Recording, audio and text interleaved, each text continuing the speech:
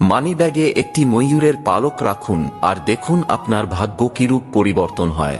আর শুধু মানিব্যাগই নয়, ঘরে আরো অনেক স্থান রয়েছে যেখানে এটি খুবই কার্যকর। তাই কোথায় এবং কিভাবে এই ময়ূরের পালক রাখলে সর্বোচ্চ সুফল পাওয়া যায় সেটা আজ এই ভিডিওর মাধ্যমে জেনে নিন। নাম্বার 1, ময়ূরের পালককে দক্ষিণ দিকে আলমারির ভিতরে দাঁড় করিয়ে রাখলে ঘরে কখনো অর্থের সমস্যা হয় না। নাম্বার 2, বাচ্চাদের বইয়ে বা পড়াশোনা করার জায়গায় ময়ূরের পালক রাখলে স্মৃতিশক্তি বৃদ্ধি পায় এবং পড়াশোনায় আগ্রহ আসে। নাম্বার 3, ঘরের উত্তর পূর্ব দেওয়ালে ময়ূরের পালক রাখলে রাহু দোষ থেকে মুক্তি পাওয়া যায়।